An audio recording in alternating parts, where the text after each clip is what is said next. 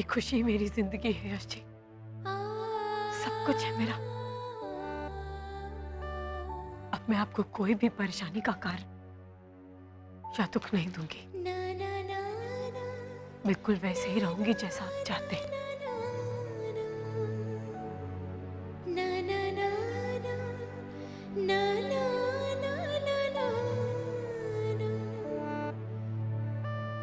अपने प्यार के इम्तिहान में तो सफल हो गई आरती। तेरा प्यार खरे सोने की तरह सच्चा है, जो दुख की आंच में तपकर और भी निखर उठा है। जा बेटा, जा और अपने नए जीवन की शुरुआत कर और यश जी को सब बता दे। अब माँ बेटी की बातें खत्म हो गई हो तो क्या मैं अपनी देवरानी को घर ले जा सकती हूँ आंटी जी?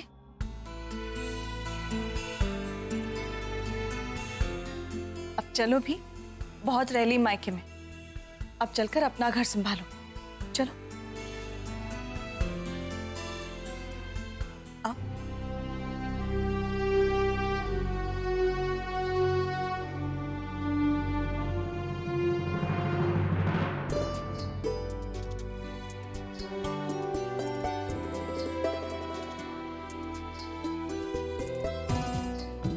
रुको यश,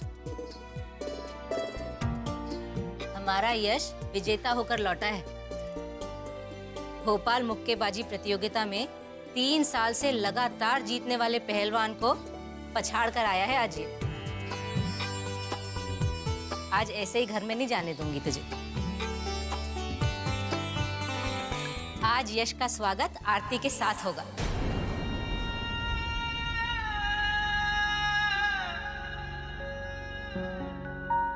मेरा मतलब है आरती उतारने के बाद होगा।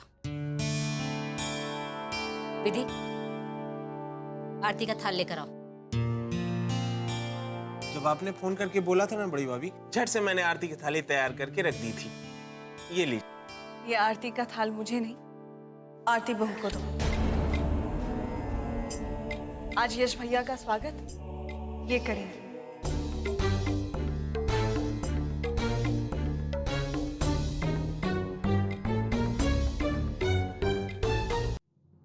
तुम्हारे पति जीत कर आए, स्वागत करो उनका।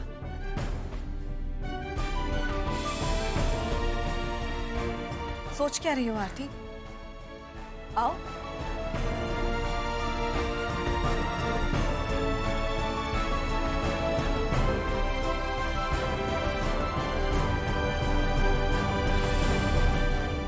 हमारे देवर जी को टीका तो लगा दो।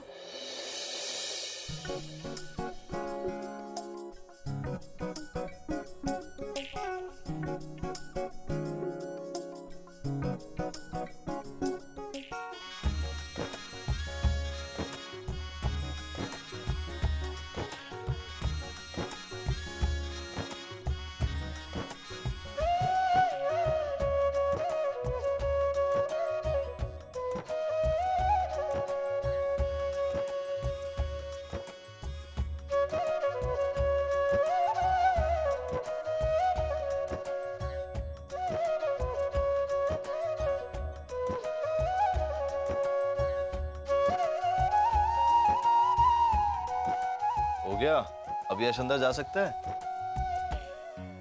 चलो।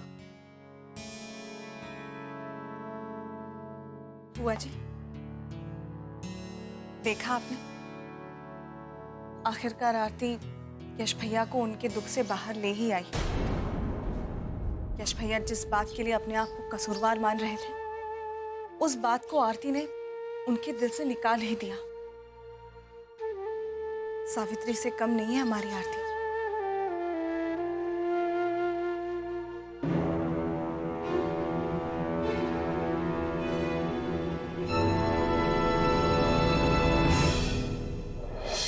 काफी चोट लगी है ना भैया आपको?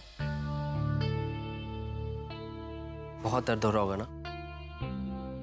मेरे भगवान की कसम, दर्द तो होगा ही। कितनी मार खानी पड़ी है, तब जाके जीता है बेचारा मेरा बच्चा। चेहरा कितना सूज गया है। सत्यानाश हो उस पहलवान का।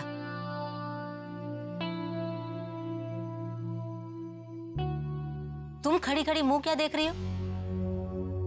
यश के चेहरे की सूजन उतारने के लिए बर्फ लगानी पड़ेगी ना। जाओ बर्फ लाओ।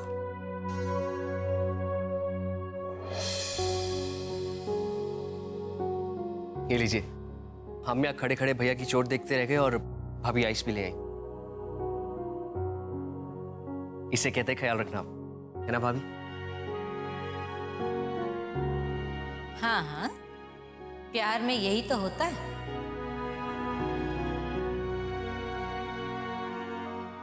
प्रतीक भैया, आप उन्हें बर्फ लगा दीजिए प्लीज।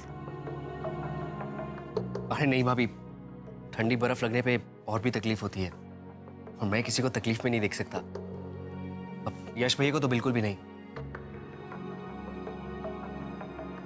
आप ही लगा दीजिए ना। आरती, यश भैया को सिर्फ तुम ही संभाल सकती हो। हम सबके बस की बात नहीं है।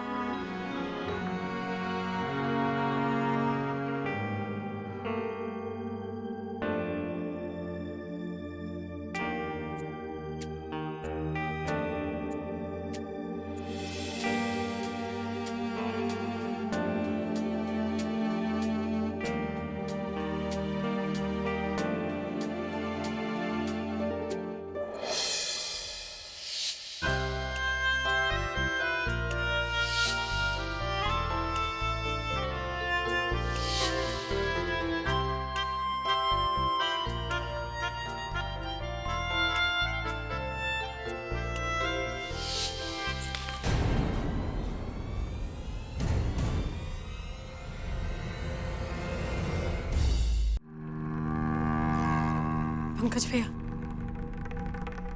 आप प्लीज इनको बर्फ लगा दीजिए।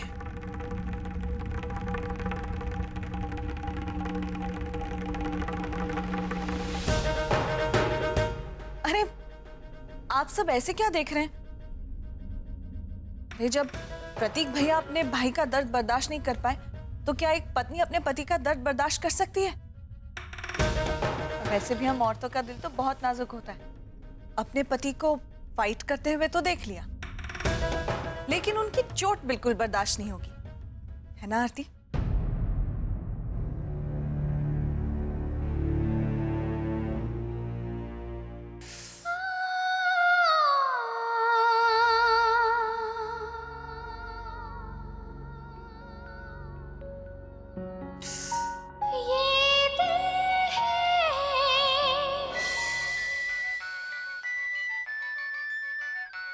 बाबूजी का फोन। हेलो, प्रणाम बाबूजी। हाँ, खुश रहो बहू। मैंने अभी देखा बहुत सारा मिस कॉल से तुम्हारे। कुछ खास बात? यश ठीक तो है ना? जी हाँ, वो बिल्कुल ठीक है। आपको बस यही खुशखबरी देने के लिए फोन कर रही थी कि गणपति बप्पा की कृपा से आरती और यश भैया के बीच की सारी प्रॉब्लम सॉल्व हो गई है और आरती अब घर भी आ गई है। अरे ये तो बहुत अच्छी खबर है। गायत्री, अब चिंता करने की कोई जरूरत नहीं है। आरती और यश में सुलह हो गई। आरती बहू घर आ गई है।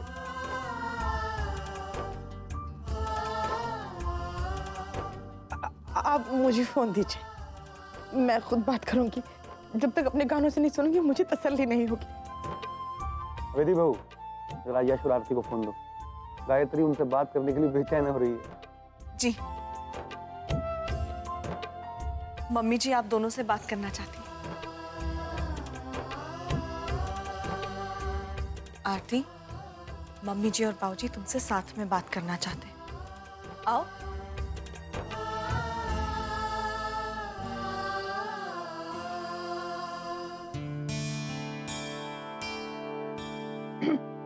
माँ बाबू जी प्रणाम।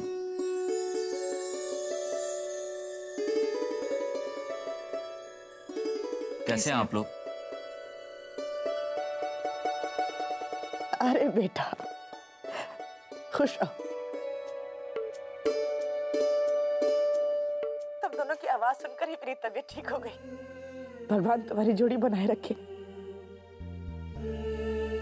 इतनी शांति मिली है मन को, मैं बता नहीं सकती बेटा।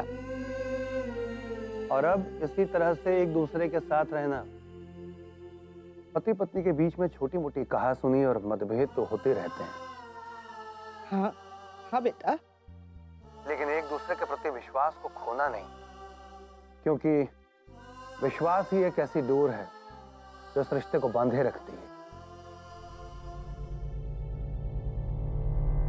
बाप के रिश्ते का कोई भविष्य नहीं होता, सिर्फ एक ही अंजाम होता है, और वो है खत्म हो जाना, खत्म हो जाना, खत्म हो जाना।